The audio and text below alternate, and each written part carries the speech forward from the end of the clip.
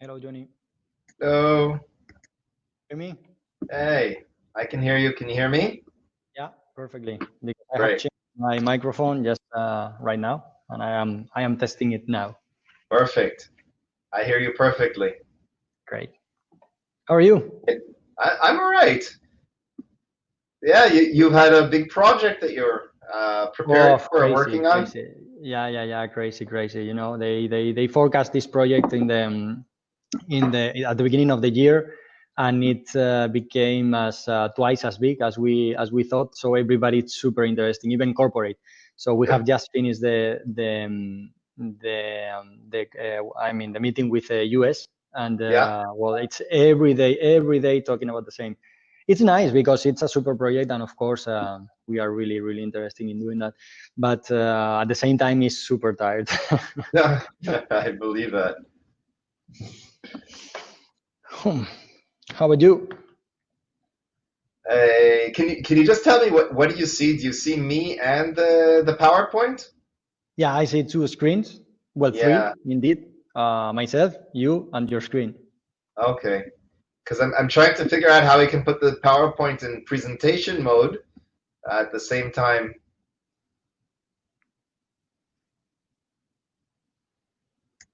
that you see me.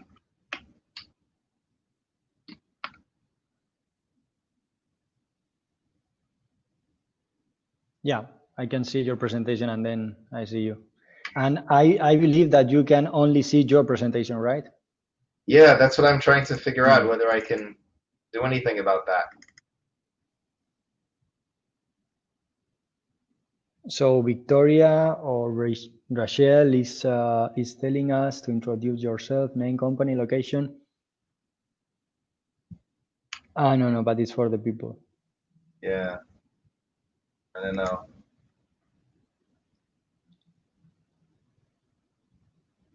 Seems that I can't. Mm.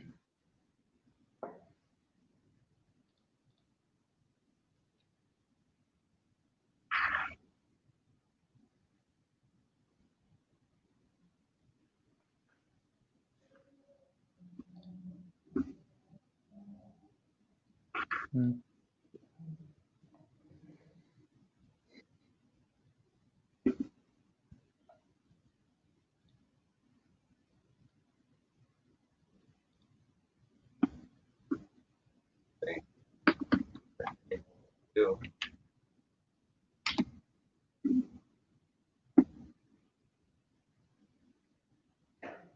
You can see my presentation as well, right? I can, but I can you run your presentation in full screen at the same time? No, not at the same. Not at the same time. No, if I No. run at full screen, I only see my presentation. Yeah. This is something that Rachel told us. So there's no way around that, huh? Yeah. So we won't be able to see the chats at the same time. No. Okay. That's challenging.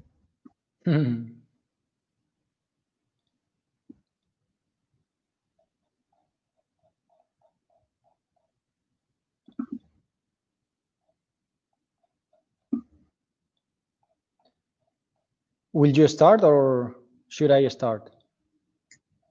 I'll start. I'll start. My second slide, you'll see, is I introduce myself and then you. Okay? Yeah. Okay. And you get to introduce But I mean, you start and you do the presentation, and then I do my presentation, and then you finish, or because I remember that you told me something. Yes, exactly. I do a very short session, then you do your session, and then I continue with the rest of mine. Okay.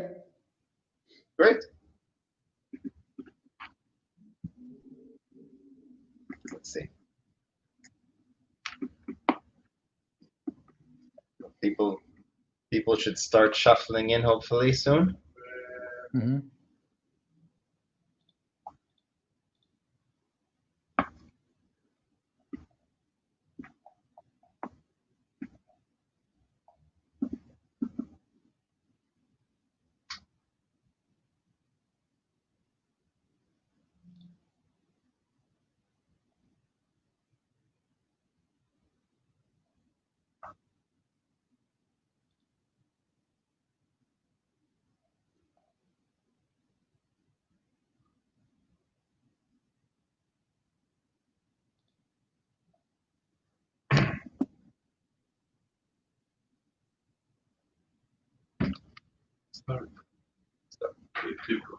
Is there anyone here?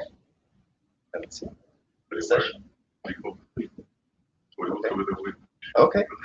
Hi. Hello, everybody. Glad to see you here. Let's hope that this all works. So, welcome to the session. Did everybody hear me okay? If you want, you can go into the chat and just let us know that that everything's fine. Yeah, great, working fine, perfect. Okay, so welcome to our session. Sorry that the platform forces me to go in and out, but hopefully you're in the right place. We're going to talk today about structured agility for operational excellence and also beyond. We're very glad to be here. I'll be your host today. My name is Yoni Stern. I've been with the company SIT, Systematic Inventive Thinking, for 20 years. What we do as an organization is we help companies develop a culture and practice of innovation within their companies. My official role is partner and senior vice president of business development. But one of the things that I do as part of my role is I teach innovation at various universities around the world, including Columbia University Business School in New York City, Emeritus, if you're familiar with it, which is a online university that combines courses from Columbia, Dartmouth, and MIT, and Yeshiva University, which is my alma mater. I also guest lecture in various places. My official education is a master's degree in social and industrial organizational psychology. So we'll talk a little bit about thinking habits and how that works within organizations. What are some of the challenges and how to overcome them when you're looking for the agility and flexibility within operational excellence. As you might be able to hear from my accent, I was born and raised in New York City, but it's kind of worn off over the last 20 years after my time in Tel Aviv. And I'm really happy to be here. Hopefully at some point you'll be able to meet my 3 kids. And Federico, now it's your turn. Tell us a little bit about yourself. Hello, everybody. Can you hear me well? Can you hear me? Hello? Can you hear me, Yoni? I can hear you. I can hear you. Okay, There's got a good feedback mechanism in here. So in the chat room. So hopefully I suppose that the rest of the people is okay. So hello everybody. My name is Federico Ruiz. Thank you for being here. Thank you for taking your time in listening us. I hope we have something interesting to tell to you. And my background is engineering. I have been working for Valmont, for my company, last 7 years as a supply chain manager for EMEA region. And we are in the steel industry, and more particularly in the in the irrigation division business. So we are manufacturing irrigation machines. As I told you, my background is engineer. I did a master's degree in automotive industries and also an MBA in SADE Business School. So happy to be here to share with you what we have learned of what we are doing in our company, that is a multinational company, after the COVID situation, and have a discussion with you after our presentation. So do you want me to start, Yoni? I'll jump in and then we'll hand it over to you. I just want to introduce the session a little bit and what we're looking to accomplish. So our goals for the next hour or so is to introduce you a little bit to systematic inventive thinking and help you realize how this methodology can help you think more flexibly and act with more agility. Federico we're very happy to have you in the session to provide some practical tips about how you can become more flexible in Opex, especially in times of uncertainty regarding your experience in supply chain with Valmont.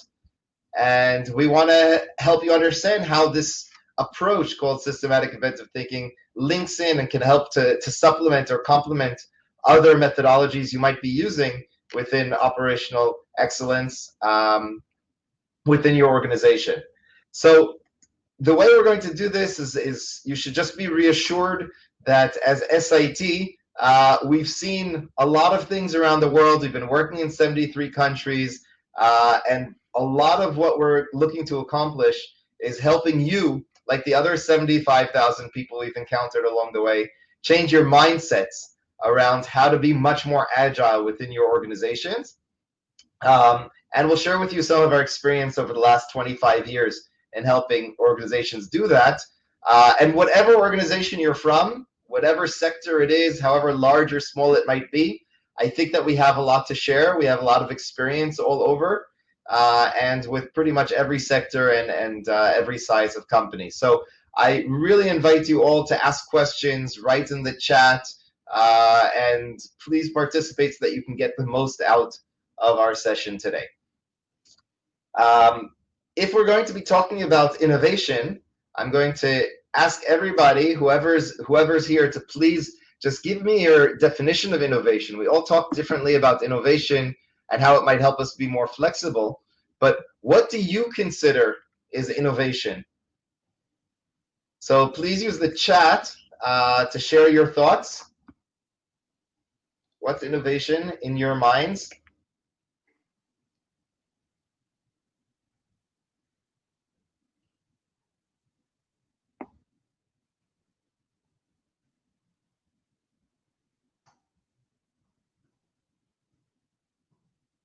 No one needs to be shy.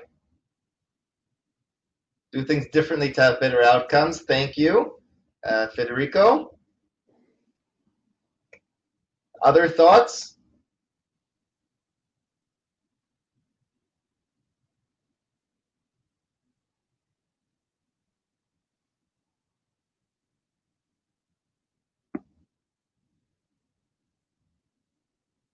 So let me share for a minute the working definition that we're going to be using for this session at least, so that we're all on the same page, because we know that a lot of people have different definitions when it comes to innovation. Very similar to what Federico wrote, we believe that innovation is all about thinking and acting differently in a useful way. And as you can see, this includes a few different elements. One is that in order to really be innovative, you have to be thinking differently about something. You can't think exactly the same way about the same topic that you've been pondering for quite a while. There has to be something different happening in your brain in order for it to be considered innovation. But if it's just happening in your brain, you might have some creative thoughts. If you can't bring it to action and you're not acting differently because of it, then it's also not innovation. So you have to have both of those elements of thinking differently and acting differently, but it's not in a vacuum. It has to really be in a useful way. It has to be towards a business goal or an organizational goal that's part of your strategy. And in this session, we're going to be talking a lot about operational excellence. So the useful way in that context is, how can I become much better in the way we operate as an organization? How can we perform better for benefits that the organization is looking for from a strategic perspective by thinking differently about topics and acting differently about them? So if any of you are more visually oriented rather than word and verbal oriented, as I am, we like to think of innovation as being the Venn diagram that mixes between the three circles around newness. Something new is happening. The new thing has to be feasible so that you can bring it to action, and it has to provide value. So it's the intersection between these three elements that innovation is located. So when we talk about innovation for the rest of the session, and hopefully maybe even for the rest of your professional lives, we talk about the fact that it has to be new, both in action and in thinking. It has to be doable, and it has to provide value for whatever you're looking to accomplish. And if that's true, that means that the definition of innovation is pretty broad. And that's why we're introducing it here as a great tool for operational excellence, because innovation in that case happens on the individual level. If you have specific individual personal responsibilities, then you should be thinking and acting differently in a useful way about what those are. But also, when we're talking about working within an organizational perspective, most people are part of teams. And you're not entrepreneurs who can just do whatever you want as an individual. You also have to help your team, and you have to work together as a team in order to think and act differently in a useful way. And all the more so from an organizational perspective. And if, once again, you're willing to accept our definition of thinking and acting differently in a useful way, it means that it should be, not only can it be, but it should be applied to pretty much every area of the organization, whether it's strategy or operations, human resources, whatever it is. Innovation doesn't belong to one department. Sometimes organizations think that it belongs in R&D. Sometimes organizations think that it belongs in marketing and consumer insights and consumer experience. But innovation is really about doing whatever it is that you do differently to provide more value, as Federico mentioned. So if that's true, it means that you should never look to do innovation. You should be looking to innovate in whatever it is that you do. And that's hopefully the primary message that you'll get out of our session today. How do you innovate in whatever you do for benefits to the organization? Now, we're living in a very unique time nowadays with COVID and the coronavirus upon us, which means that we're living in a very constrained world. Things that we were used to doing is very difficult to do nowadays. And we have to now work within our constraints. And I think that the optimistic message is that for the last 25 years, what we've been doing is helping organizations understand that constraints actually foster innovation. The more constrained you are, the more resourceful you're forced to be. And when people are forced to be more resourceful, they come up with very innovative solutions. And today, we're going to be introducing ourselves to a few very practical tips, techniques, and tools to help us become much more innovative in the face of constraints. And with that in mind, I want to just mention one last thing, that where do we get our constraints from? In the normal world, without COVID, we usually get our constraints from the organization. There's a business goal, so we want to be very innovative within those goals. We get our constraints from regulatory, the government's telling us what's allowed and what's not within our sector. There are resource constraints in any organization, whether it's time or people. We have the constraints that the market puts on us from the outside, and what the technology knows to do or doesn't know to do. And of course, there's the company culture. But the good news is that now we have an additional constraint. And this additional constraint is going to force us to be much more innovative. And because you've joined our session, you'll be able to leave in another 45 minutes or so with some very practical ways that you can leverage these constraints in order to make sure that you're much more innovative. And with that, Federico, I would like to invite you to share with us some of your experiences at Valmont in accomplishing better flexibility and agility within the constrained situation that we find ourselves. Okay. Yeah, thank you for the introduction. Really nice. I will share my screen now. Let me, application window, this one, and then, can you see the screen? Yoni, I think you might answer, because you are the only one that has the microphone active here. I stopped sharing, so now I see the screen of your presentation, myself and you. Can everyone else see well? You can write in the chat. Because now I am only seeing my presentation. Yes, I know, so, but I'm checking for you, Federico. Yes, we're getting approvals. Thank you. So, yeah, okay. Again, thank you for being here. And today we are talking about flexibility and the lessons learned from the current health crisis. So as I told you before, Valmont is an American company that, well, what we are doing, it's manufacturing things with steel, okay? And it has 4 divisions. We are a 3 billion revenue per year company listed in the New York Stock Exchange. And in irrigation division, we are #1 in the world manufacturing irrigation machines. I know you know perfectly what an irrigation machine is, but just in case someone doesn't know, okay, I will show you what an irrigation machine looks like. So we are using this all around the globe for the growth and for the crops and for, as we like to say, for feeding the world, okay? And if you can go to the sky and take a picture of many of them working together, this is the picture that you will see. So these machines are like 3 meters to 5 meters height. And the circle can, well, the diameter can be between 700 meters and 2.5 kilometers. So this is what we are doing. And the company is from United States. I am from Spain. And I have been working with Valmont in Spain, but then I moved to Dubai. So I am currently in Dubai. I have to warn about you about the presentation. This is it's not going to be easy. It's not going to be friendly, because I'm going to put you some homeworks. yeah, I like people to do things with the information, and it's not about the information that we know, is what do we do with the information, okay? So there will be some homeworks, and depending on your behavior, maybe there will be an exam. So let's start by talking about, well, first question, okay, regarding the lessons learned.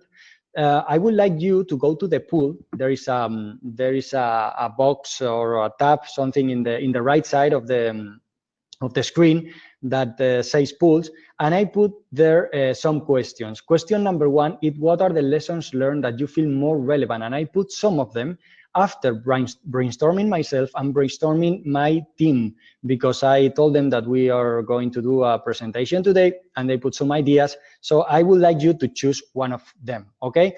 So we will discuss later in the questions and answer session. The other important question and the other important word that we have today, it's flexibility. And why do we need flexibility? Do you know? Let me answer, because we don't have much time. So let me answer just straightforward. We need the flexibility to meet the demand. We don't know what the demand will be next year or next 2 years or next 5 years, and we need to be flexible in our resources to meet this demand. Hopefully to grow the demand and meet the new demand in the same or even better service level that we are doing today. Someone will say, no, but maybe it's also for the disruptions in the market or whatever. Yeah, react to the external disruptions, but for what? For meeting the demand. It's all about demand. And I want to have a simile here. We will compare the demand with the wind, okay? The wind is like the demand. You can more or less forecast if there will be a sunny or if there will be a rainy day, but you don't know in the end where how forced the wind will come into your face, okay? So let's compare these two. And let me start. I have divided my presentation in 3 main points, and we will have some takeaways in each point, okay? And the first one, and this is a lesson learned over the COVID, over any crisis that we had, and we faced like 2 crises in the last 2 years, because we have a very big flood in United States that affects to our entire facility. So first of all, we need to have an overall view, okay? By the way, parentheses, this picture is Barcelona. It's beautiful, and you can book your tickets today. We will need in Spain some visitors for the oncoming months, so please don't hesitate and book your tickets now. Close parentheses. Look at these pictures now, okay? So when I talk about having an overall view and about the wind, that is the demand, it's like having a building, okay? Building, it's our companies. So the buildings needs to be flexible for what? For facing the wind in the top of the building, okay? But the important thing is that to be flexible for this reason, okay, they need to be rigid at some point. So you have to be rigid at some point, tolerant and some others, and flexible to meet your demand. The way that you are applying rigidity for being flexible is up to you and depends on your company, but you need to brainstorm, you need to think about where to be rigid, because if you are flexible everywhere, maybe you can fall down. So in Valmont, for example, we are very flexible at the change that the people can make, but we are very rigid in the inputs that they need to give us before shipping any machine, or we are very rigid in the yard. We cannot move the yard because these machines are very big, and we cannot be flexible on that. So where do you need to be flexible is the answer that you need to, is the question that you need to answer, okay? So the first takeaway is decide where to be flexible and where to be rigid. This is one of the lessons learned. And now imagine a company, okay? Company are always like this, people doing something through process and using some resources that can be a computer, can be a forklift, a trailer, or whatever, a plane. We have some relationship with the suppliers and with the customers, and we have external conditions. And of course, we can have a pain point in our resources, so we use the internal team for resolving it. Or the external conditions might cause a problem in our supply chain. So we need to resolve with our suppliers.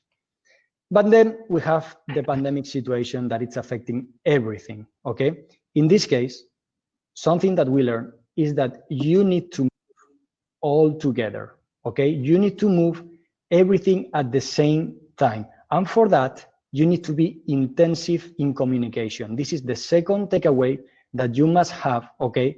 In this first point, have an overall view and have an intensive communication everywhere.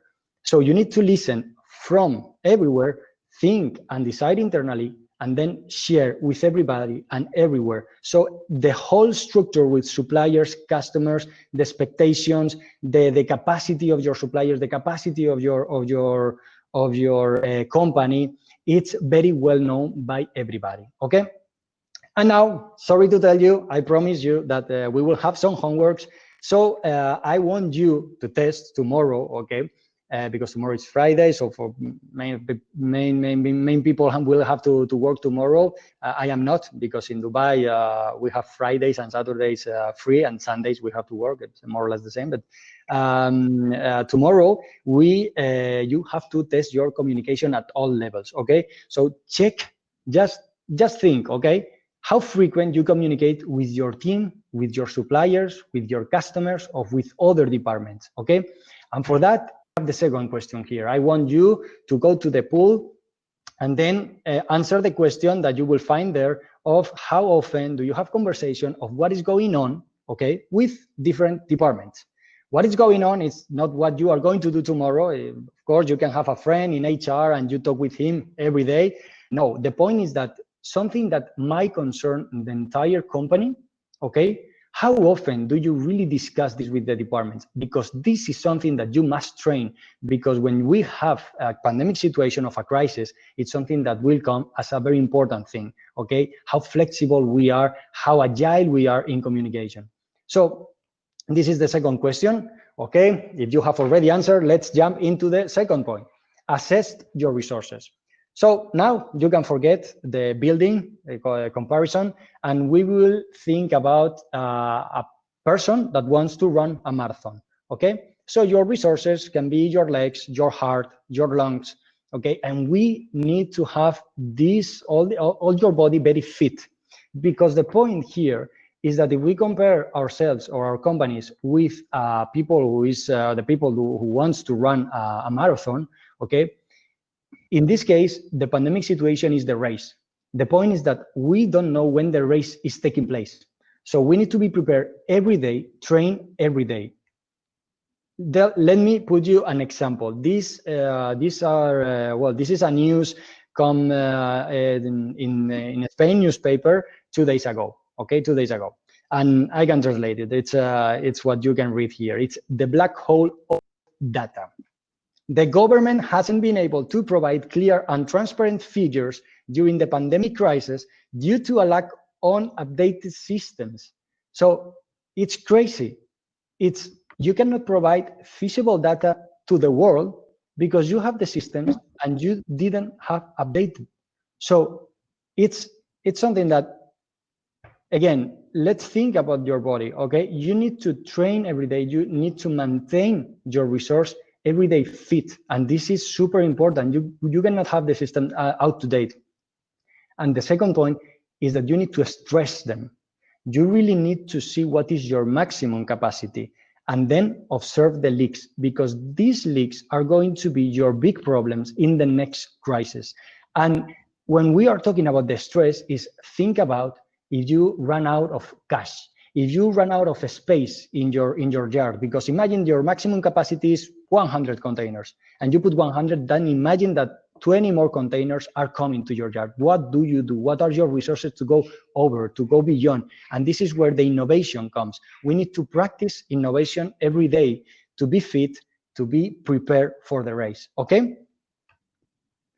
And the second point is make this information simple and agile.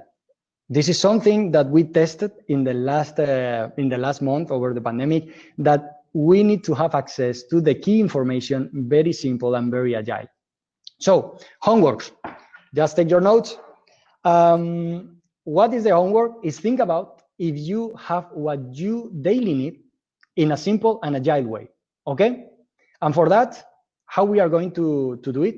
Use the mother test, okay? So I will tell you how it works. My mother, my mother is a person that drives a car that has parking sensors, okay? And I was driving with her. Well, she was driving. I was with her in the car. And then we were going to park. And then the parking sensors start beeping, beep, beep, beep, beep. And then suddenly what the continuous sound of the parking sensor, beep. And my mother, boom, hits the car. And I say, Mom, did you hear the noise? It's approaching the audio car. And she said, yes, I heard it. That's why I touch it softly. So it's not about having a lot of technology, okay? But it's about how the people are using this technology, okay?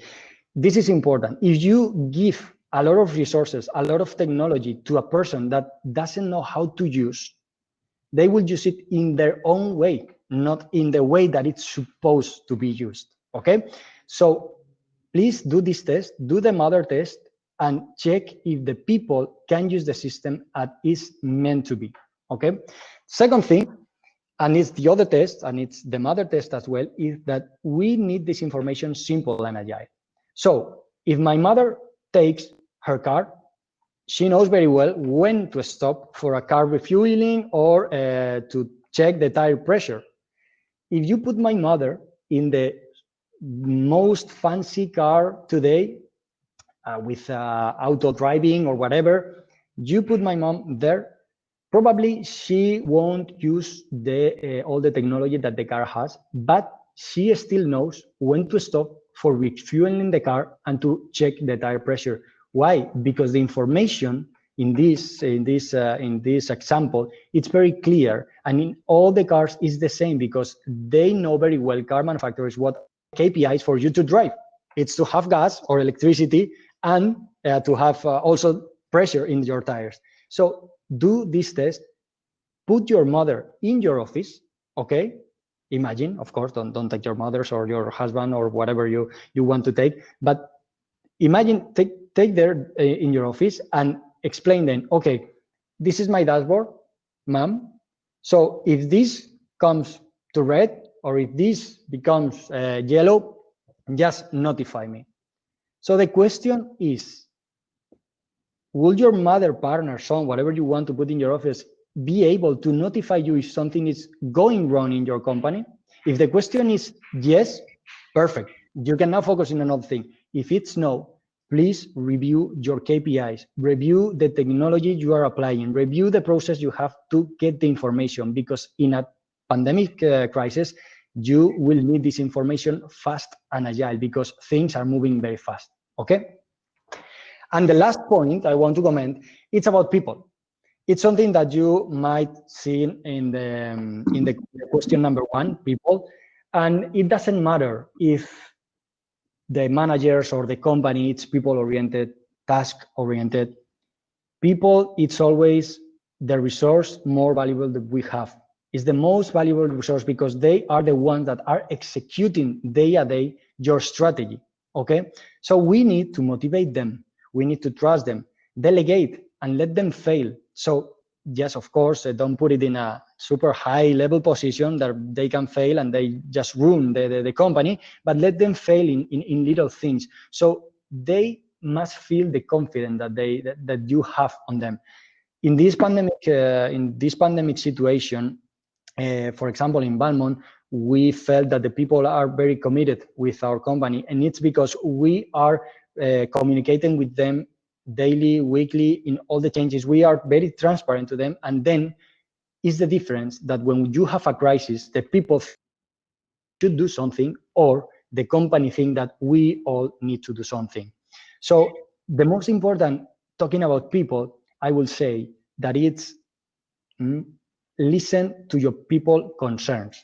It's not only to get feedback or whatever, it's what are their concerns, because their concerns are the real showstoppers for the success in your operational execution of your strategy, okay? Well, I put this fancy statement here, just if you want to copy and put it in link in LinkedIn, it's okay for me, just quote me or just don't quote me, up to you, but it's true. Imagine that you have a person that is doing something and she or he has any concern on his job, okay? If you put more resources of them, you will have exactly the same as with the mother example.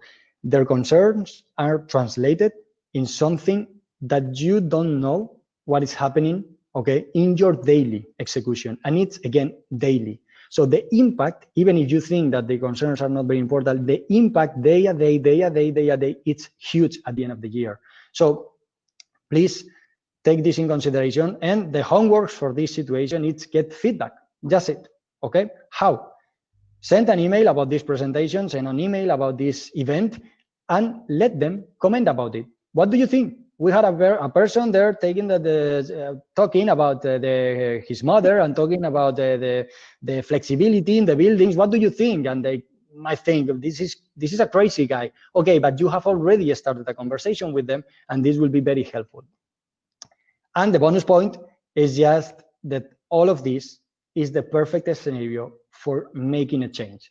So the change that you might think in the past that you have to do in your company or in your team or in your process, this is the perfect scenario for doing it. So this is where the innovation comes. And you might think out of the box. You need to maybe bypass any process. You need to push till the limits your process, your resources to see what happens, because in this scenario, everything it's possible and everything more or less it's allowed because we are testing new solutions. And you must, again, train your innovation by doing this kind of exercises every day with your team. For example, in Valmont, we put one point of contact. So I remind you the other picture that I have about the company with the suppliers or with the customers. So we have one point of contact only, okay, for suppliers, and only one for customers, and other one for the internal company. So we had daily meetings with 3, okay, telling and commenting what is the situation with the suppliers, with the customer, with the company. What are the next supplier that cannot deliver the goods? What is the new customer that needs an extra effort for whatever? So this is very important. One point of contact is just one example, but I can give you thousands of them. For example, we had also the day without mails, because I felt that the communication is not going very well when you have many emails. If you lose something, you lose a lot of information. So we said, okay, no emails, and we test another tools like Microsoft Teams, Jira, Confluence, even Zoom. So just be open to any change and do it during the crisis. That's all. I want to put here the team's takeaways and also the things that we have already commented, okay, in red, what we have already commented, what I have already commented, and in green, most of the things that people told me when I asked them for feedback, and these are the ones that you have in question number 1. So now time for questions and answers, and I will be very, very happy if someone challenged me like, you said something very silly, or I want you to explain more about that. How did you do it? So I will be very, very happy to respond every question and answer, and thank you for your time again. Stop sharing. Yes, everyone, you can write in the chat if you have any questions or comments or thoughts that you would like to address to Federico.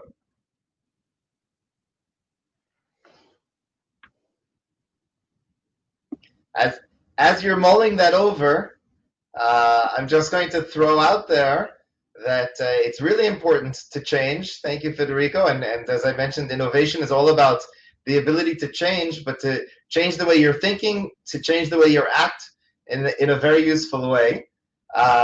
There's a question of how do you feel is the change from Spain to Dubai? Well, yeah, it's a very good change, and I will recommend to everybody not to move to Dubai, but to move once in a lifetime, because you can understand many things. And I have the theory of that we are living in bubbles, and depend how you move, your bubble it's bigger. But when you are in your company, you are in your company's bubble, and the things and the thoughts there becomes very important for you. When you move out from your company, you can see that there are many other things, and it is exactly the same what happens when you change the country. So Professionally, for me, it's great because here in Dubai, we have the international hub in Valmont. So the company is growing here, something that we couldn't do in Spain so far. And professionally, it's great because I can see all the things moving forward. Personally, it's a challenge, but I like it to be in an Arab country because I didn't know so much about the Arab world, and now can I understand how good these people are, and they are very glad to have you in their country, and they are very patient, very calm, very good people, I would say. And I like to be here, and well, the city is amazing. So I will recommend you to visit after Spain, Madrid or Barcelona or whatever. Just come to Dubai. Federico, there's another comment that you mentioned listening to your colleagues. There are also people who are experiencing concerns. Can be relevant concerns, but not revealing this. How do you handle that? Okay, I can read it now. So you mentioned that you should listen to your colleagues. There are, however, also persons that are experiencing concerns. Can be relevant concern, but no, but are not revealing this. Well, it's like working with people is like having a son. Okay, it's not the way. If you are a father, okay, you will find many books talking about sons and everything, but it's not what to do. Is how frequent you are doing these things. So I will recommend to spending time. Just gain their confidence. Let them fail because they will have the confidence and they can trust you. And then the concerns will come relevant. And when you spend time with them, when you look at to the process that they are doing, when you look at all the value added that they are doing in the company, and you are able not to figure out what they are doing bad and where they can improve, but also what are the things that they are doing good, and you can put it to the management level, like, hey, as a KPI, as a dashboard, hey, look, this is what we are doing, for example, in logistics, in order management, in whatever. So when you gain their confidence, they will be open to share with you many of their concerns, and you can test and you can look at these concerns at the showstoppers for the for the continuous improvement. So as soon as you clear these concerns and they have the confidence on you, you will see that the continuous improvement will increase so much. I think that much like within the world of innovation, you have to work on it in two ways, as you mentioned with Federico. One is to create the atmosphere where people feel comfortable sharing their concerns. And the second one you also mentioned in your presentation, you have to create the tools that allow people to share their concerns. So sometimes they just don't know how to share, even if they feel comfortable. We have to provide them not only the comfort level, the situation, but also the capabilities to be able to share openly and honestly with us. Yeah, totally right. So thank you. Now I am reading, just one sec, please. I am reading now the pools, okay? And how often do you have conversation with what is going on in different departments? 50% reply every week. So congratulations for this 50% of the people. Every month, 28%, every quarter, 11%, never every year. So just if you are in every year, okay, just try to jump to every quarter. If you are in every quarter, every month, and if you are every week, you are doing very well, because every day is too much. I can tell you also that every day is too much sometimes. And the next thing I want to propose to the team is the day without meetings. We said the day without mails, and we will do the day without meetings. I think it's very important now also. And I am curious about your mother thing. So will your mother partner son will be able to notify you if something is going wrong in your company? 9 votes that it's 56% share yes. Okay, so good. I will challenge you. Just make it real. Bring your mother and explain them, and let's see what happens. Great, thank you very much. And as Federico mentioned, in order to really do change and be able to behave differently, you need to have a very strong foundation. You need to be very comfortable, and you need to know exactly what you're doing at any given time, because you feel very uncomfortable when everything is too flexible. There's too much uncertainty. So you have to have that scaffolding that's supporting you in order to allow the flexibility beyond that basic. So as we transition back, I'm going to ask you all to write in your chat.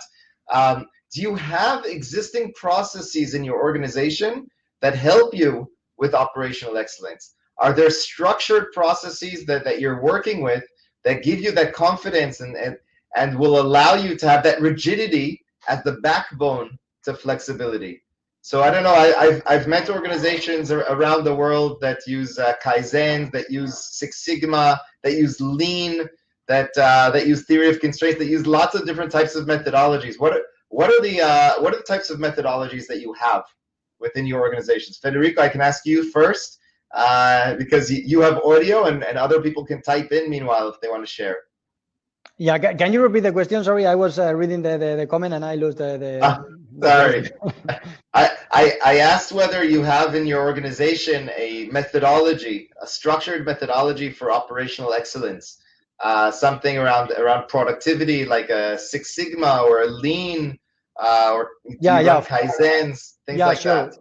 Of course, we have many of them. I will highlight that we have some people certified in Six Sigma, and also we are proud to say that we are Lean company because we have an assessment every year that it's called assessment that assessed every single department, every single process that we have to see if we reach the levels of serving our the customers and following also the culture of the company, and also if we are lean or not. And the point is that you must improve every year. So if you scored gold for having gold, the next year you must improve. It's not like I have a 9 and I have gold. No, next time for having a gold you need 9.5. So yeah, I am proud to say that now we are working in the agility concept. Agility concept is something really interesting. It's something that you must apply because it's not about flexibility. You get flexibility when you are agile, when you again can provide information very fast and very reliable to your peers. And this is what we are working right now in our company. Excellent. So it's all about continuous improvement, and agile is becoming much more popular, the agile methodologies. So you don't get too far down the road before you're able to pivot or make changes in your process and become even better at it. We see that innovation is a very powerful tool when you talk about agility within the frameworks that already exist. In the United States, if any of you here are from the United States, there's the Baldrige Award from the Baldrige Foundation that's related to the federal government, the NIST, the National Institute of Standards. And we work very closely with them as part of their organization in order to help companies who have already achieved performance excellence, of which operational excellence is part of, to take that next step and increase their excellence even further by having a structured approach to innovation within their organization. So I think that thank you very much again, Federico, and we'll continue maybe sharing around that same point that we just talked about. And how Yoni, do we take? Yoni, sorry to interrupt. There please. is one more question in the chat that I can see now. Sure.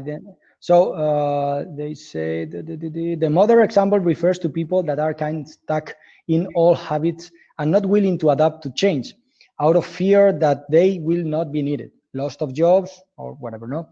Change are often associated with restructuring. How do you let them see the benefits beyond this? Wow, okay. I don't know if I understand well. Well, let me explain the mother example. So the mother is like just how simple and agile you are, okay? If you are able to explain your mother or whoever, okay, that are not in your business, the key performance indicator that you have, and you can have this information very, very easily, you are doing great. So it's not about, you can have all the innovative and all the lean structure in your company, but again, you need to know what are your KPIs. And when you know what are your KPIs and you know how these KPIs are getting the information from, okay, this when you have a good structure of KPIs and information. Now, change, this is just to explain, but now the question, I think, it's change are often associated with restructuring. How do you let them see the benefits beyond this. Well, I kind of disagree with change means restructuring. Absolutely not, at least as far as I understand what is a change. Okay, so sometimes, yeah, change means restructuring, but again, in my case, in my opinion, change means, for example, I am trying to move a concept of changing order management, that are the ones that receive the orders, okay, into a department that it's called customer information management, okay? And this will include also probably all the logistic information. So this is the change that I am referring to. If we want to be customer oriented, if we want to be agile, we need to make some changes, and changes towards the new implementation. Not indeed, with this implementation, probably we will need more people, also because we are growing. But it's not about restructuring means loss of job. Is if you can be more efficient with the same people, you can do more things. Okay, it's not like for having the same outcome I need less people. Is with the same people, okay, you can do more things, and these more things can be study better the customer, have a better relationship, doing more travels to the customer side to talk with them, and these kind of things. So this is the when someone asks me how your question, how do you let them to see the benefits beyond this? It's again the same change. It's moving forward. It's having more people. It's doing something different to decrease the amount of workload so we can do some of the things. This is how I see it. I don't know if I answered your question, Andy. Thank you very much. Maybe I can also address a different aspect of Andy's question around change. I think that maybe I'll do it through a short example. This is something that maybe some of you have seen on the internet. It's a slideshow about a car that has fallen into the water. The car has fallen into the water, and they've called a crane to pull it out of the water. And it's related to change because, as you can see, the story develops that as the crane is pulling the car out of the water, it's picking it up, but it had a problem because the car was apparently so waterlogged that the crane didn't take that into account. And so when it got to a certain level, the crane itself fell into the water. And now they were faced with a problem. Now, we understand that this is a problem because now, in addition to just a car in the water, you have both a car and a crane in the water. So not only is it a problem, it's a more difficult problem than you had originally. So what do you do in this kind of circumstance when you have both of these things in the water? Now, most organizations in these cases, and most people, human beings, in cases like this, would go ahead and they'd say, okay, now I have to figure out a way to get both the car and the crane out of the water. And in order to do so, I'm going to bring myself a bigger crane. It's going to be stronger, and it's going to be able to easily take the car out of the water. Fortunately, most of the time we're right about that. When we throw some more resources at it, and some more strength, some more money, some more time, we're able to successfully solve a problem. However, sometimes what we find is that as the problem has gotten worse, just by throwing more resources at it, and just by throwing more time and people at it, the solution doesn't work as well as we had liked. And so in this case, once they threw more resources at it and they tried to work on it even more strongly, they ran into a new problem. So in most cases, and you might be able to imagine this, think to yourselves, what would you do in this situation? How would you deal with this situation? And once again, of course, it's related to change. So I'm going to ask the question, what do you do in this situation? And so many people, now that you've considered it for a second, most organizations would go ahead and simply bring a much bigger crane and a stronger crane, probably will be very successful in taking the red one out of the water, and will hope for the best with the green one. The reason why it's related to change is because here we saw that once you're locked in on one solution, one type of solution, and that's take a crane in order to take a waterlogged vehicle out of the water, it's almost impossible to change our mindset and find new solutions, new types of solutions that aren't just a stronger and a bigger crane. And Andy, in order to maybe respond to your question, I think that one of the problems, one of the issues in organizations is that people don't change, not because they're afraid of changing, but because once they're locked in a certain way of working, they can't even imagine new ways of working, new ways to do things.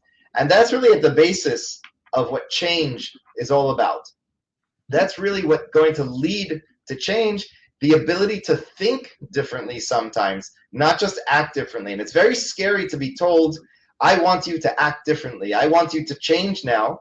And you don't have the abilities, you don't have the tools, you don't have the knowledge in order to be able to change.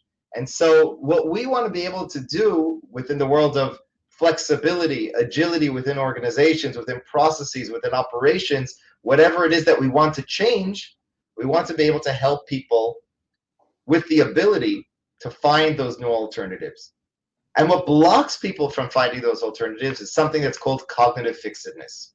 It's falling into old thinking habits even when we know that now is time to change. Even when we see that the green crane, the stronger, the more resourced crane didn't work, we can't think of other alternatives, and that's why we go back to even a stronger or a bigger or a more expensive crane, rather than trying a different alternative route to find solutions. And so the way innovation links into operational excellence is to take those lean processes, take the agile processes, take your Six Sigma and Kaizens and all those other processes and push it one level up ahead. Take those strategies and solutions that usually work for you, and hopefully they'll continue to work for you. But in those circumstances, in those cases where they just don't work well enough, that's the time to start thinking differently. That's the time to apply those tools that hopefully you'll have in order to switch your mindsets. So I'd like to introduce this idea of cognitive fixedness and provide a strategy for how to overcome this cognitive fixedness at the end of the day. You're still muted. I'm not muted. I'm muted? No. No? Okay. No. I was just told that I'm muted, but somebody couldn't hear me in the office. Apparently not. Thank you, Federico, for letting me know that I'm not. It was a joke. I guess so. It was a practical joke. Fell out. So I just want to introduce this concept of cognitive fixedness by presenting the psychological experiment conducted by Karl Duncker, an Austrian cognitive psychologist. About 60 years ago, he ran this experiment. And maybe some of you are familiar with it because it's become famous in recent years. But Duncker's experiment had his students. I mean, of course, you do experiments on students. As a professor, I know that's how you find things. He had his students go into a log cabin one at a time, and each student had a task.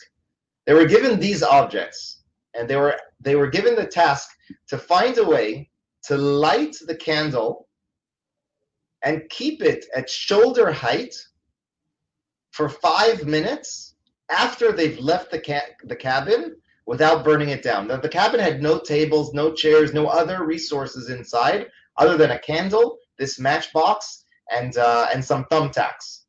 And they had to figure out a way in which they were able to get the candle to stay at shoulder height for 5 minutes, even after they've left the log cabin, without having it burn the cabin down.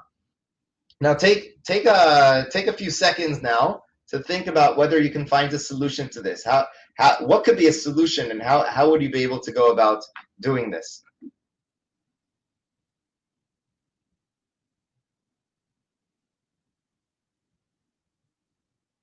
If you want, you can type into the chat if you want to suggest a solution, and then we can go back to the experiment.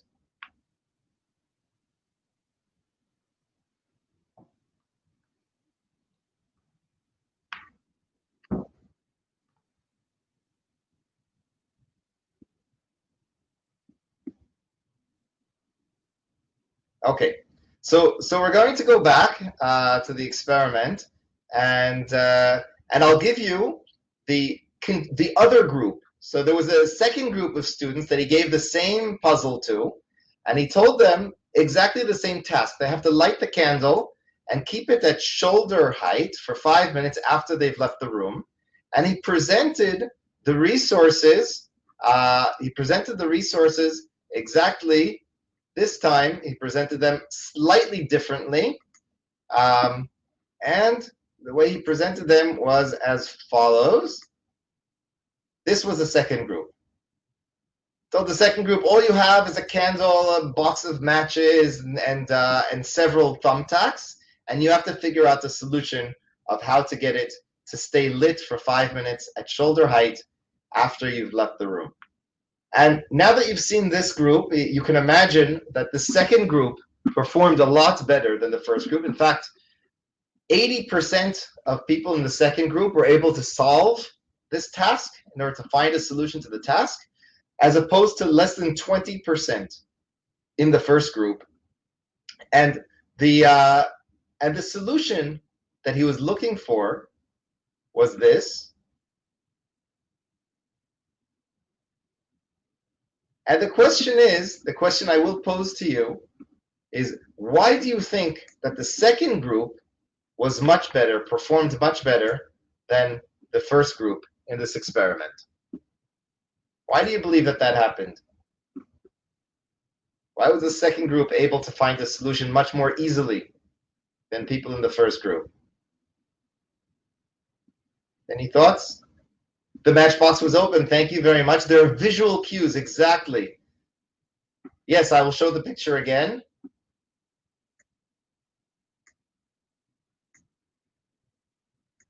Here's the picture of the solution using the matchbox as a platform for the candle so that it keeps it away from the wall so that it won't burn the cabin.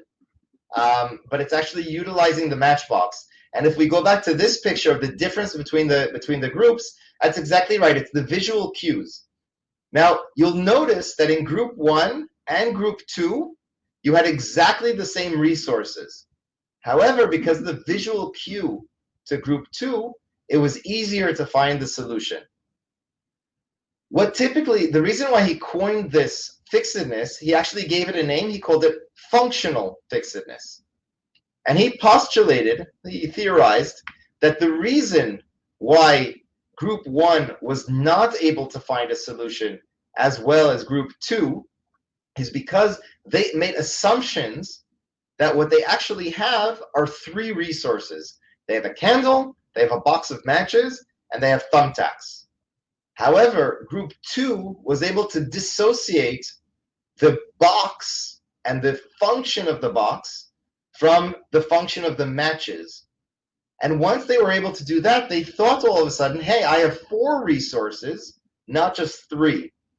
And by being able to come up with the perception of having more resources, they were able to find the solution.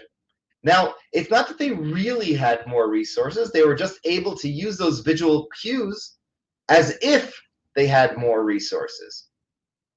And that's really what's important when we think of cognitive fixedness.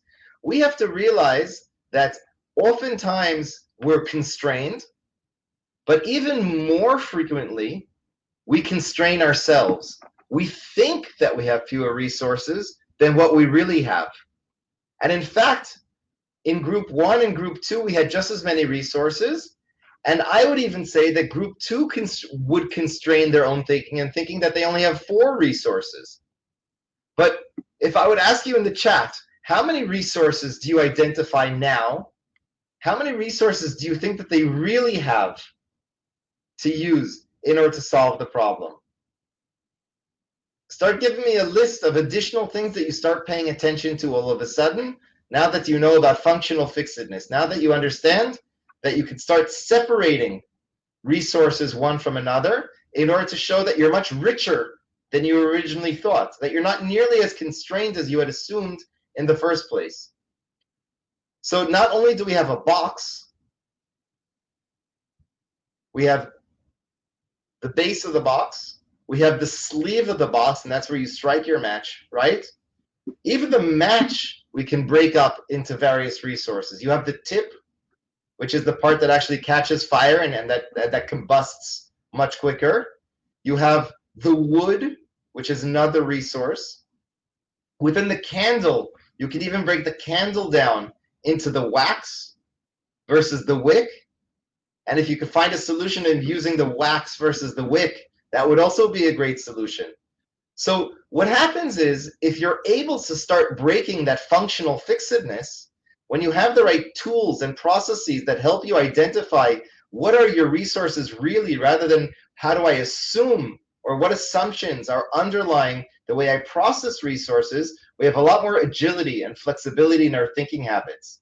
And what we find is that a lot of times organizations limit themselves artificially because of the way they perceive situations.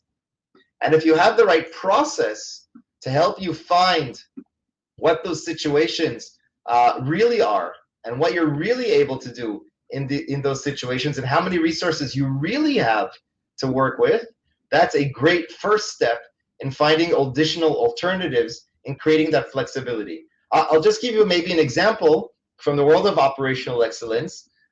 We worked with a company called Wasa Paper. Since then, they've become SCA. They're a specialty paper company. Well, the group that we worked with within Wasa Paper was the specialty paper group. And one of the things that they do in their organization is they make different grades of paper, which means that there are different types of paper that you're familiar with. Sometimes you use paper for packaging that has certain qualities. Sometimes you use paper for printing. Yes, I'll put it back into full screen. No problem, Sol. And when I get back to the presentation, I'll put it in full screen. I just want to be able to see the chats so that we can interact a little bit more. So you have different grades of paper that do different things, and because of the way you manufacture the paper and the coatings that you might put on the paper, they're able to function differently in different situations. So this company, they had an old factory. This old factory was on the east coast of the United States in Maine, and they had a very modern factory with all the latest technology in Wisconsin, in the Midwest of the United States. And they had a challenge.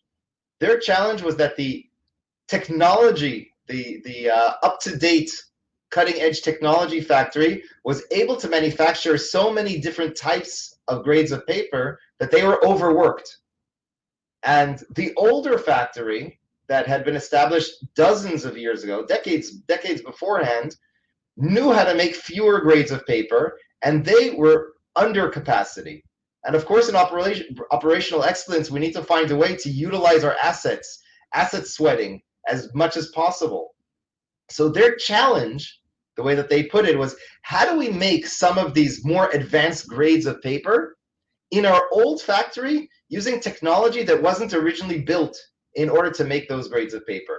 And when you think in those terms, and you constrain yourselves to the resources you have within the old factory, you're forced to break it down into much more components than you originally thought. So rather than having a manufacturing line that you assume that you have different stages in the manufacturing line. You have different pieces of machinery within each of those stages in the manufacturing line. And once you're able to break it down into smaller pieces, you're able to think much more specifically to find creative solutions of how different components and different resources can now do things that we never assumed that they could do.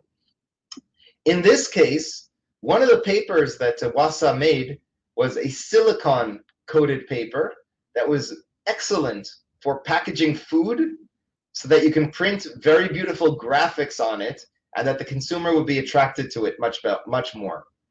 That happened to be a very sought-after grade of paper because of the print quality.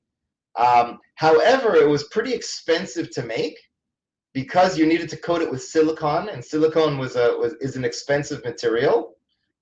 Through the process of coating with silicon, you're spraying silicon on rolls of paper at very high speeds, so a lot of the silicon gets wasted. It gets caught on the floor, so you have a lot of waste, and it's not a very sustainable process.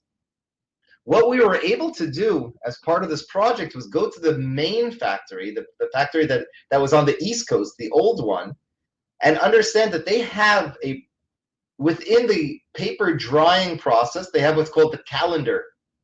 And the calendar is like a big dryer drum. If you have dryers at home, laundry clothes dryers, it's a big dryer drum that spins the water and paper pulp mixture very quickly and at temperature and pressure so that it smooths out the paper in the manufacturing process and is able to come out with something that you can actually deal with. What we were able to understand was that if through heat and pressure you're able to smooth paper in certain ways, maybe by doing it twice through that same calendaring process, but at different temperature and pressures each time, you'll be able to get a much smoother paper that has the same properties as a silicon-coated paper. And in fact, that's exactly what they were able to manufacture. Without any silicon, they found a much more sustainable solution, and they were able to move all of that grade of paper manufacturing over to the old factory just by creating a double bump. They actually patented the process. They called it the double bump, by allowing a double calendaring process within the old machines. Within the old machine that they had in Maine. And so what you've noticed through this case study is that if you pay attention to all of the resources that you have within your organization, within your manufacturing process, or within the line, or within the factory, or within the plant, and you start to put your finger on those resources, you notice that you have a lot more than you originally thought, and you're able to utilize them differently than they were originally intended to be used for. And so you're much richer. Even when you think you're constrained, you're not nearly as constrained as you originally thought. And through that same type of thinking, we were able to help them figure out additional grades of paper, not just the silicone-coated paper, that they could manufacture in the older factory. For example, now they're able to create microwave bags for popcorn specifically, using one ply paper rather than multiple ply, by applying different processes that they already had resources for in the old factory. They're able also to create a special paper for teachers in classrooms rather than using a whiteboard or a chalkboard that was erasable because of the quality and the smoothness on one side, that you could write and then just erase it much easier, even with the dry erase markers, which you usually can't do on paper-based or fiber-based papers, and usually need different types of surfaces. So it really expands your flexible thinking of what you can do with your resources when you have the right approach. So what we just talked about is are different ways that you can understand your resources on within your thinking, within your own brain, within your ways to reconsider what you're doing and how you process information, whether you imagine that you only have 3 resources like a candle, matchbox, and the thumbtacks, or whether you can expand your own thinking.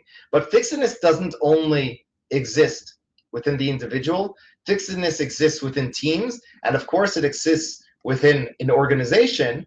Oftentimes from an organizational perspective, we get feedback, and this is back to some of the comments that you had a little while ago, that a lot of the feedback you get from your organization is, well, we could do it that way, but we really don't want to because it's never been done before. And that's a big hindrance to innovation in general. Specifically, as Federico mentioned, with specifically in the times of this pandemic that we're facing, companies are much more open to doing things they've never done before because they're actually forced to do things that they've never done before. And so, even after COVID is behind us, we're going to have to continue to find ways to be flexible, even when we're not forced to be flexible. If we really want to find innovative solutions on a regular basis to become much stronger in operational excellence, we're going to have to put these situations on ourselves. We're going to have to force ourselves into situations where we are going to experiment. So now, you're probably familiar with some of these examples. These are some solutions that were born from mistakes or serendipity or things that just happened. The legend goes that Fleming was eating his sandwich over his petri dish and forgot to put it away for the weekend. And when the mold grew on the petri dish, where there was bacteria, the bacteria wouldn't go near the mold. And so that's how penicillin was invented. Chocolate chip cookies were also invented through a mistake, through something that wasn't intended. I'm going to leave that as a teaser to you. You can go on the internet and learn the story of how chocolate chip cookies, one of my favorite treats, was invented through a mistake. And of course, one of the classic examples is Post-its. The Post-its were invented by mistake also when Spence Silver, who was an engineer at 3M, a company that we work with, and we've heard him speak about his experience inventing the adhesives for the Post-its. He was looking to create a very, very strong glue. And what he actually found was that he could make a glue, or by mistake, through his experiments, he found that he was actually creating glue with very low tack, which means that it stuck very nicely, but you could also remove it very well. And although that wasn't what he intended to invent at the time, that was what actually came out of the process and is the #1 innovation for all of 3M, this huge company. They keep creating additional patents around Post-its. So sometimes the way we can break our fixedness, we can overcome our fixedness and our assumptions of what we have and what we can do with it, is to create mistakes. However, of course, we don't want to wait for accidents to just happen. In order to create those mistakes, we want to more proactively make those mistakes. Here's another example of a mistake that worked really well. Ivory soap, if you're familiar with it. But at the end of the day, our goal is really to be much more explicit, much more structured and process-oriented when we create those mistakes so that we can overcome our fixedness. Most of the time, we're just not aware that we're fixed. We don't even know what our assumptions are, and therefore we can't overcome those assumptions to find new solutions, to become much more flexible about what it is that we're going to do and how it is that we're going to think about a situation. And so we have to really force ourselves to create a process that creates accidents along the way in order to be very effective at flexibility. In order to create that process, we at SAT have invented a methodology, a very well-structured process called function follows form.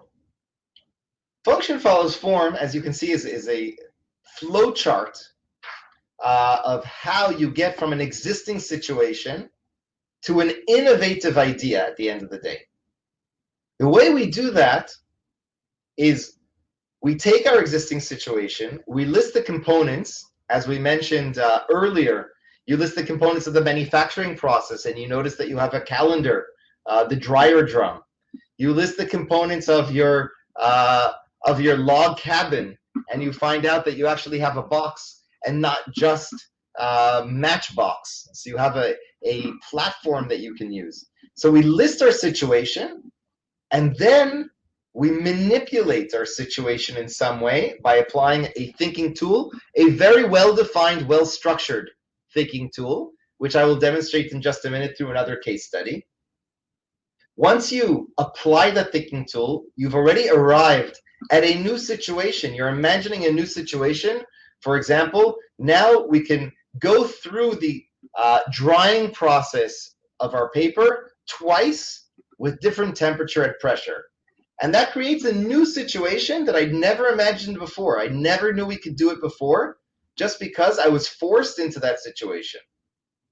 And then we have to ask ourselves some very important questions. One, should we do it? What's the value? What's the benefit? Remember, in innovation, it has to have value and not just be new. It has to be new and valuable.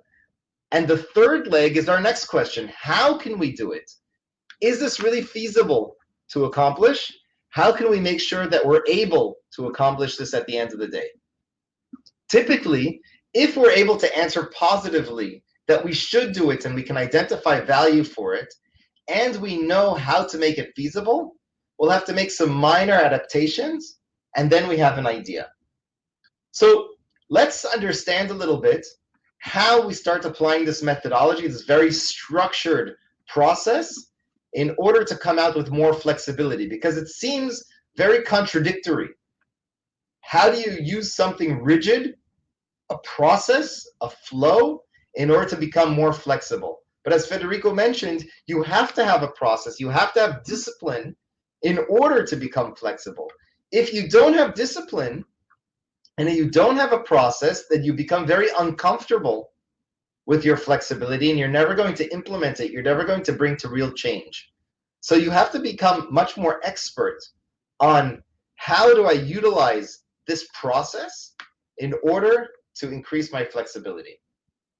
Let's take an example with an organization that we were working with in Bogota, Colombia, who was looking to increase their productivity or become much more efficient at a specific organizational process. This company, the Bolivar Group, is a very large conglomerate, is responsible for nearly 3% of the entire GDP of the country. And they utilize methodologies, much like you do, like Six Sigma and Lean, in order to create a very well-structured process for improvement and productivity. And utilizing this Six Sigma process, specifically Lean Six Sigma in this case, they were looking to make this leasing process of industrial machinery for the agricultural market into a more efficient process.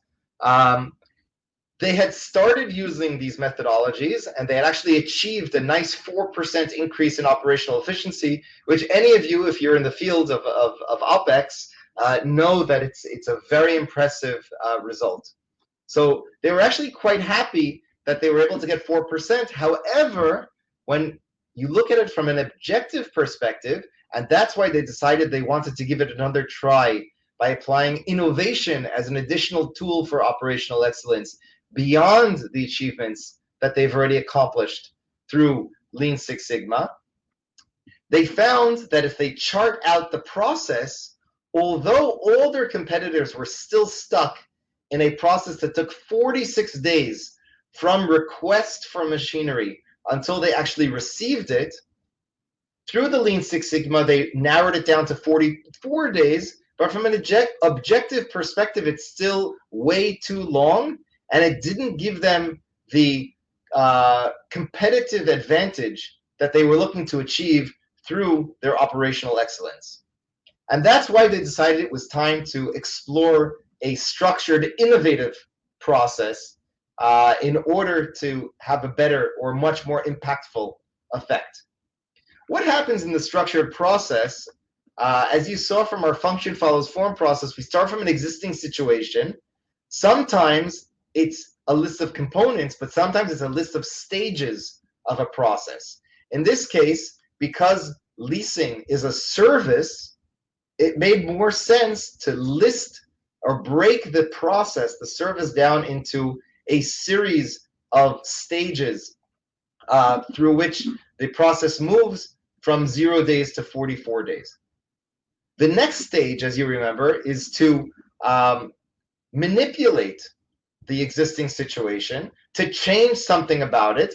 And what's really important at this stage, in order to overcome the fixedness and the assumptions that we're making about our process, is to force ourselves not to choose what manipulation we're going to do, but to do something randomly and then identify what could be good about it. So the random thing that we did was move one of the stages called insurance approval to after the customer receives the machinery. Now, the new process means that they still fill out the leasing request. They have a credit request, they get credit approval, etc., etc. They have all these things happening. They make the request for insurance, but then they get the product, they get the machinery even before their insurance was approved. Now, it sounds a little bit strange, and I think that most of us, if not all of us, would have killed this direction from the start if they weren't forced into this artificial process by systematic inventive thinking. Because if you recall, although we need both value and feasibility, the first question out of it all is value. What would be good about doing this? And when they realized that what would be good about doing this is reducing the time that the customer has to wait to receive his machinery, they would reduce it by 8 days. 8 days is a huge improvement in this process. It would bring it down to 36 days, which would already give them a very nice competitive advantage. Once you realize the value of that, it's worthwhile trying to figure out how do I overcome the feasibility challenges. Because of course, the reason why insurance approval happens before delivery is because you need to make sure that they have insurance. You never know what they're going to do to the machinery or with the machinery. And that's why regulatory says you need to have insurance. So who the heck is going to give them insurance while they already have the product? So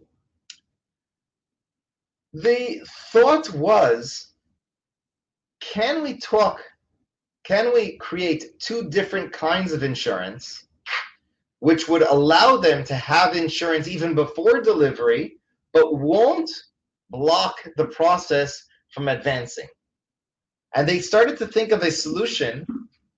If you remember our example from the paper manufacturer of the dryer, that now we do it twice. We do the drying process twice of the paper pulp, once with one temperature and pressure and once with the other temperature and pressure. Here they did exactly the same thing using systematic inventive thinking. Using that same thinking process, they thought, what if we give them insurance type A, which is just a temporary insurance that you get immediately so that we can deliver the product to you.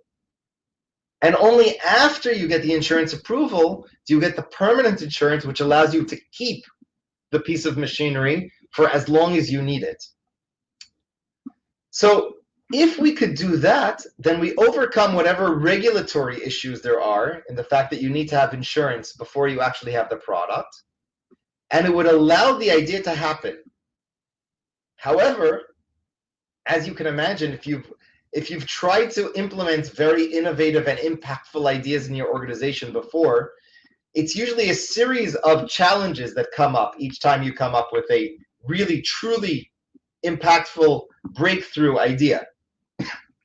In this case, the question is, who can we find that would be willing to provide temporary insurance to somebody who we don't know enough about to actually approve them for insurance, that we can trust them enough to give them insurance? So now we have to go back to our existing situation. What resources do we really have at hand that might be able to solve our problem for us? And as you recall, I mentioned that the Bolivar Group is a large conglomerate of companies. One of those companies happens to be an insurance company.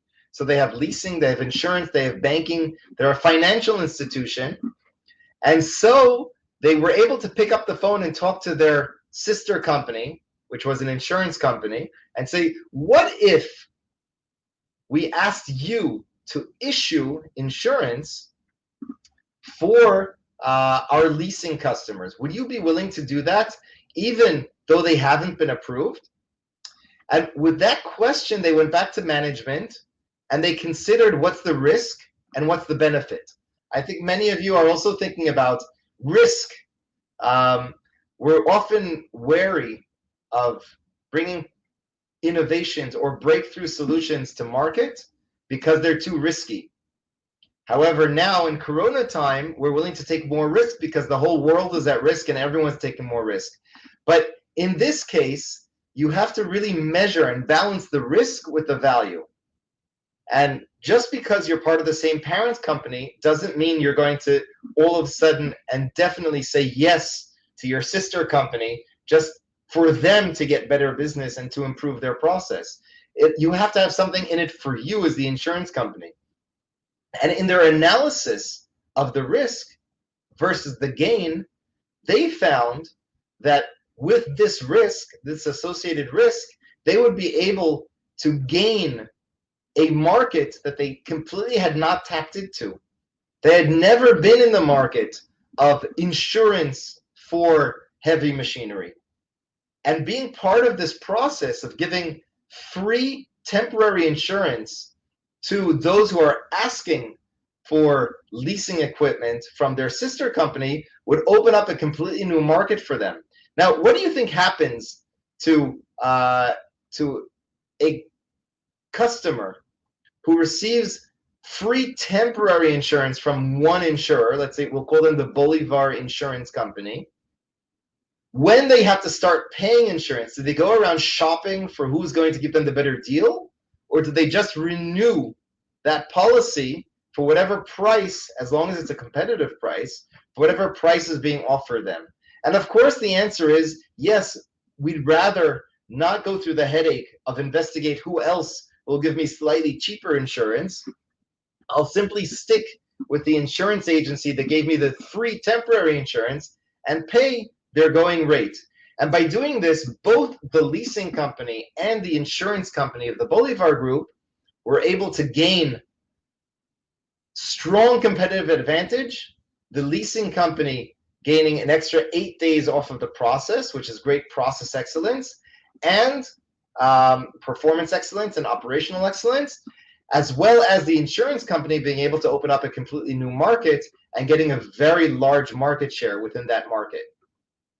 But like every other operational excellence process and any other process that you're looking to create productivity around, just because you have one good idea doesn't mean that you should stop.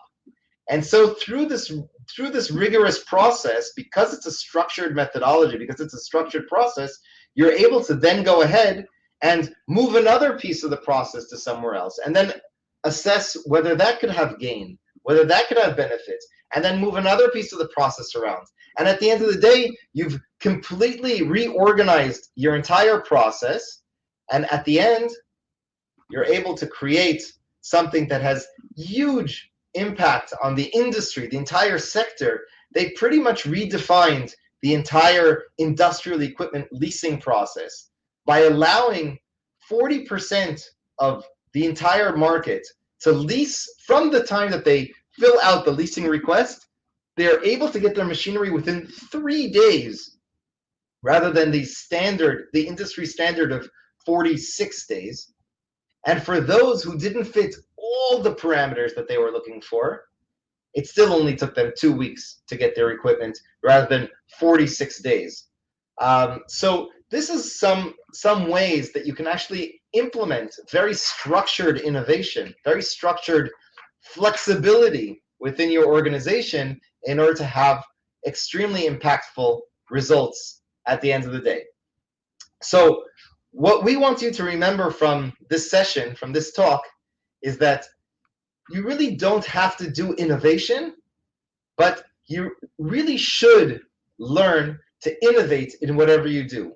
And if your focus is operational excellence, then build flexibility into that by creating those constraints, by identifying those constraints, and learning to utilize your resources much more powerfully within those constraints rather than ignoring them and hoping or just wishing that you had more and more resources that that possibly could have helped you. So with that, I would like to end our session and open up the discussion to everybody as much as possible, utilizing the chat and the discussions in order to see how are you utilizing constraints and how can you use innovation in order to help you become even more flexible within constraints. So Federico, I see that you put in a comment that's excellent. 50% of the time you were able to cut. You want to tell us a little bit more about that?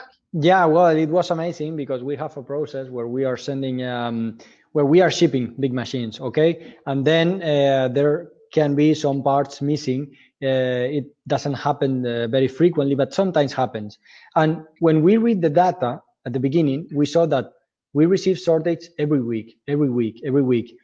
And it's like, okay, every time that we receive a shortage claim, we need to stop someone from warehouse, check the shortage, and check the shortage means look at the videos of the shipping process, okay, of that day, check if the part is there in one of these videos, and then reply the customer, okay?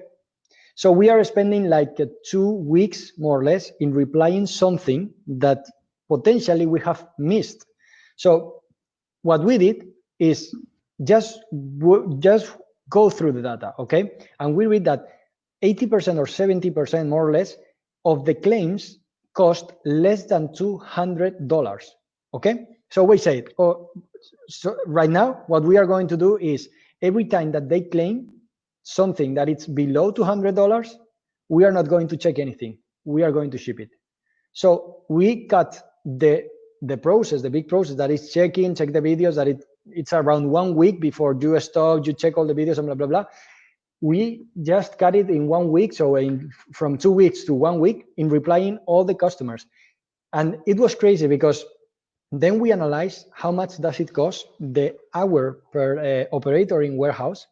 And we saw that more or less it costs like I don't remember very well the figures, but imagine $100, okay?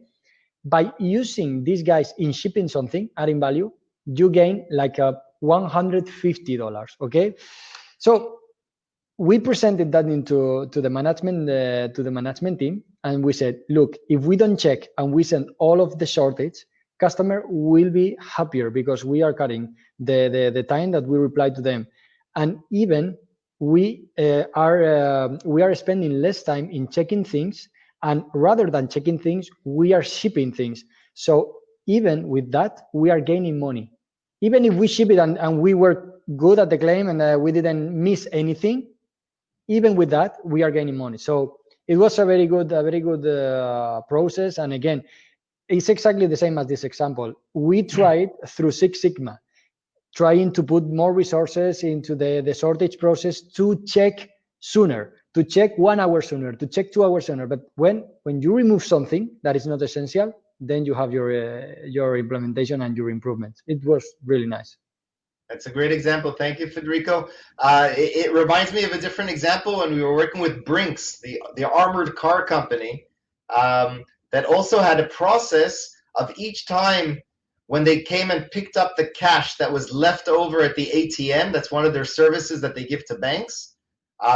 Whenever their count of the cash is different from what the computer within the ATM says should be left within the ATM, they had to open an investigation with the bank in order to see where's the discrepancy and who's mistaken, whether it's the computer that malfunctioned and didn't track some of the information, some of the cash that might have been taken out, or was it Brinks counting incorrectly? And that wasted a lot of organizational time, but it existed for decades, for at least 2 decades since the ATM became very popular. And when we were working on that, we said, what if we don't do this investigation? And that didn't make any sense. How can you not investigate? There's a discrepancy and somebody's losing money. So we said, what if we don't do the investigation every time? But at the end of the month, sometimes the computer has this miscount in our favor, and sometimes it has it in your favor as the bank. What if once a month we check the numbers and see if there's an overall discrepancy? So rather than on a daily basis, each time we refresh the cash in the machine or pick up the cash from the machine, We do it once a month. And if the discrepancy is more than $100, then we'll investigate. And if it's less than $100, it's not worth either side's time. And we're saving a lot of money because that way we're not investigating cases that aren't worthwhile. And so they were able to become much more flexible in that process by reconsidering what's the point of the investigation. Not should we do it more often or should we do it more effectively or more efficiently, but should we do even less of it in order to have an overall gain.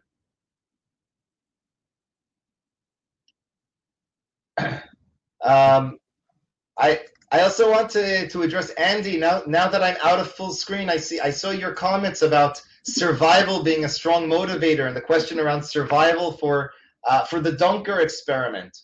So first of all, there's no question survival is a strong motivator.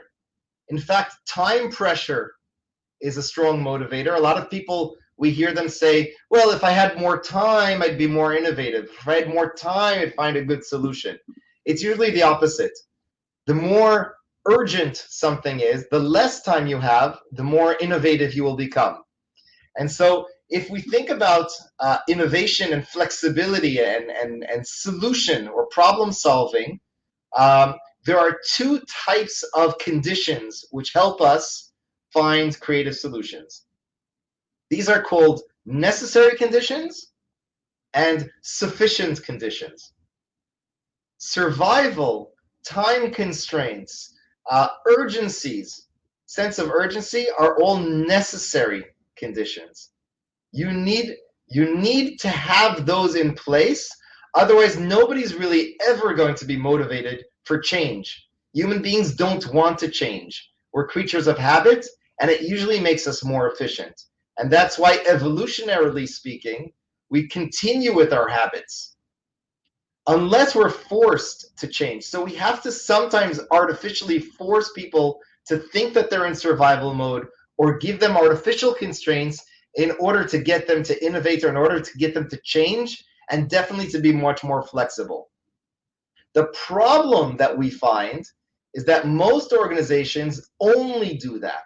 They say, we need to change. Now go ahead and find a solution for how we can do things differently. And that's not a sufficient condition for change. People actually need very well-structured tools and techniques and strategies of how do they come up with those possible solutions. So in the case of Dunker, if we go back to that question that you asked, if he would tell them that your survival depended on it, it probably wouldn't have helped them any further. Because he already told them that their grades depend on it, they're students in university. He already gave them a challenge. People love to solve riddles. They had the necessary conditions. What they didn't have were the sufficient conditions. They weren't told specific tools of how they can break their fixedness.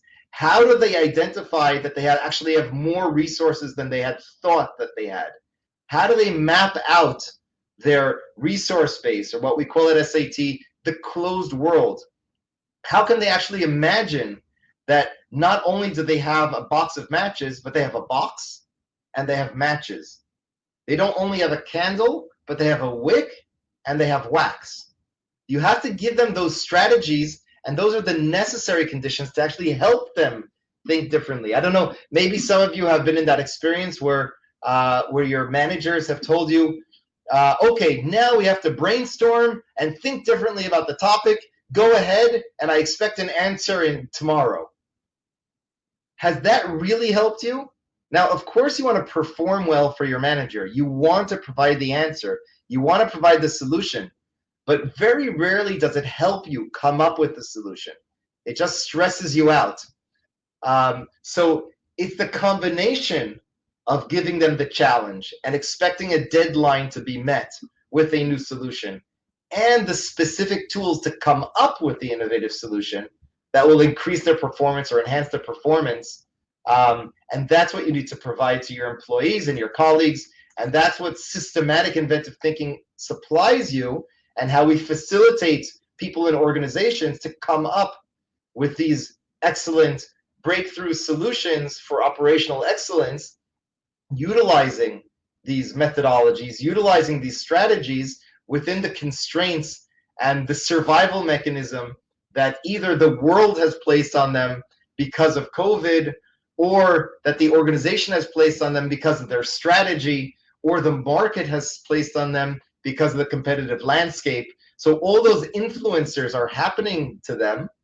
And now we at Systematic Inventive Thinking can help to provide the tools that will help you arrive at the solutions, at the alternatives, and not just at the importance of coming up with the alternatives. Are there any other questions, comments? We still have several minutes left for the session. If anyone wants to ask additional questions to Federico or to myself, or comment to your colleagues and peers about your experiences of innovating within constraints or your strategies for doing so.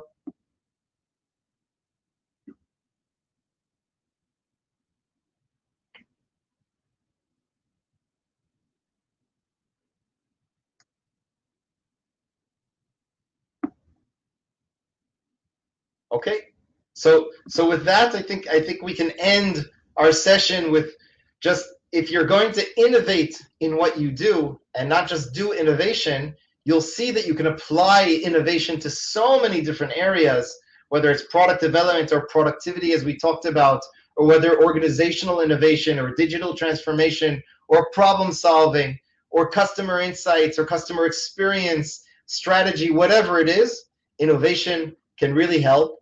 And I hope that we've succeeded or helped to inspire you as to how you can utilize innovation within your area of responsibility, and how you can actually bring in a well-structured method in order to do so, and be much more excellent within your process excellence and operational excellence. So thank you very much.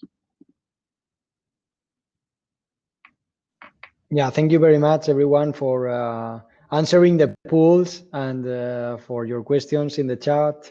I enjoyed the session so much. I like to present my ideas, my lesson learned. I think it's a very good opportunity for everybody, because again, this is, as I always say, this is only our opinion, and it's good to share the ideas, because the main knowledge, the main continuous improvement comes when there is a discussion and we agree and you reinforce the idea of someone. So that's why we at least me, it's sharing my ideas. If someone can benefit from them, it's great. Otherwise, if they can criticize me, I will learn. So it's a pleasure to share with you the ideas, and I really thanks Yoni to lead this session and explain in detail all the continuous improvement work that has done. It's very interesting and really makes me think, how can I do better next day on Sunday when I go to work. We also go back to work on Sunday, as you know, in Tel Aviv. We have the same weekend as you do in Dubai. Okay. So we're ending up our week also. Thank you, Federico, for your time and for sharing with us your experiences. We learned a lot from you. And we look forward to continuing the discussion. If anyone wants to reach out, you can share your contact details through the Hopin platform that you've come through in this conference, or you can email me directly at yoni@sitzite.com, and I'd be really happy to continue the dialogue with any or all of you. Thank you very much. Yeah, maybe we can put here the link at it or something so they can reach us. Yeah. And if someone wants to do any homework and comment it with me, that's great. I will be very glad to receive any answer or any discussion point over LinkedIn and answer you. So that's great. And my LinkedIn is within my profile within the people. So also feel free to contact me. Thank you, everybody. Thank you, everybody. Bye-bye. Bye-bye.